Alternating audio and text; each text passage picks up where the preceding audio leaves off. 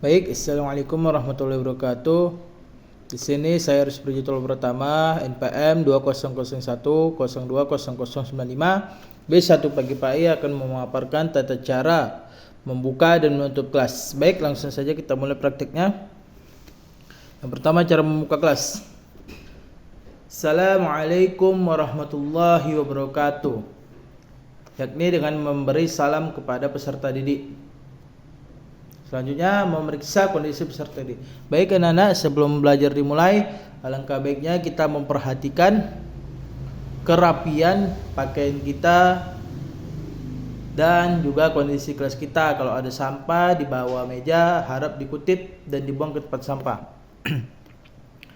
Baik, Bapak akan absen. Yang pertama, atas nama Budi ada, atas nama Fatimah izin kemana? Pergi. Dan selanjutnya yang ketiga adalah mencoba mengulang materi sebelumnya. Baik anak-anak, sebelum kita melanjutkan materi sholat, alangkah baiknya Bapak akan bertanya kepada anak-anak sekalian materi yang lalu, yaitu tentang wudhu. Baik anak-anak, coba sebutkan rukun-rukun wudhu dan bagaimana tata caranya. Yang tahu silakan angkat tangan dan menjawab silakan berdiri.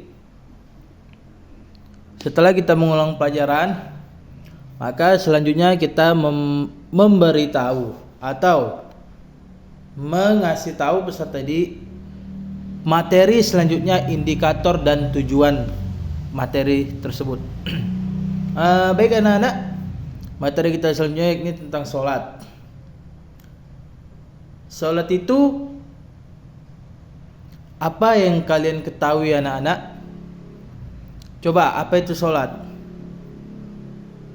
Yang lain ada lagi, apa itu sholat? Betul. Sholat merupakan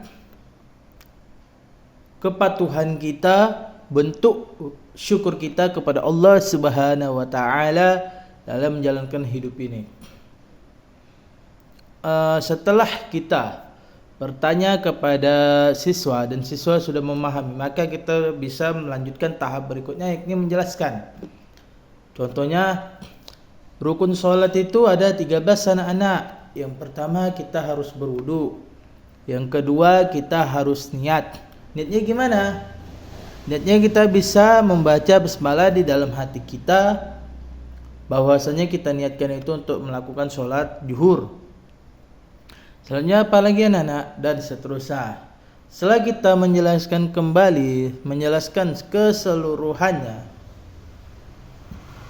maka kita telah bisa menutup pembelajaran. Bagaimana tata cara penutup pelajaran?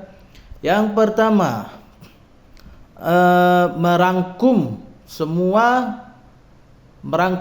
materi atau menanyakan kembali ke siswa apakah siswa tersebut sudah paham mengenai materi tersebut, atau lebih sifatnya ke sesi tanya jawab.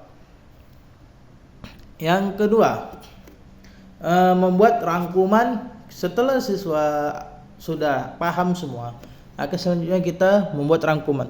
Jadi anak-anak, materi sholat ini adalah materi yang sangat penting bagi kita semua. Kenapa begitu penting? Karena sholat adalah tiang agama bagi agama Islam. Barang siapa yang melakukan sholat, maka wajib memperhatikan rukun dan syarat sah sholat. Oke, setelah semuanya kita jelaskan, maka kita dapat memberikan tugas kepada anak. Baik anak-anak, setelah pembelajaran ini Bapak mau ngasih tugas. Coba tolong praktekkan kepada kalian semua bagaimana tata cara sholat yang benar menurut tuntunan Nabi Sallallahu Alaihi Wasallam. Itu saja. Baik, saya rangkum. Maka pembuka pelajaran itu memperhatikan kondisi peserta didik. Yang kedua, memberikan informasi mengenai indikator atau tujuan dari pembelajaran. Yang ketiga, memberitahukan pencapaian pembelajaran. Seterusnya bagaimana tata cara menutup? Maka yang pertama, kita mengulang kembali atau membuka sesi tanya jawab yang berguna agar anak ini paham atau tidak dari materi yang kita jelaskan.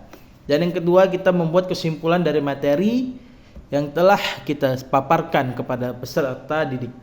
Dan yang terakhir adalah memberikan tugas. Tugas ini bisa bersifat pekerjaan rumah ataupun praktek tes lisan atau praktek kegiatan. Baik, itu saya dari saya. Billahi wal taufiq wal hidayah. Nasrul minallahi wa fathul qarib wa basyiril mu'minin. Wassalamualaikum warahmatullahi wabarakatuh.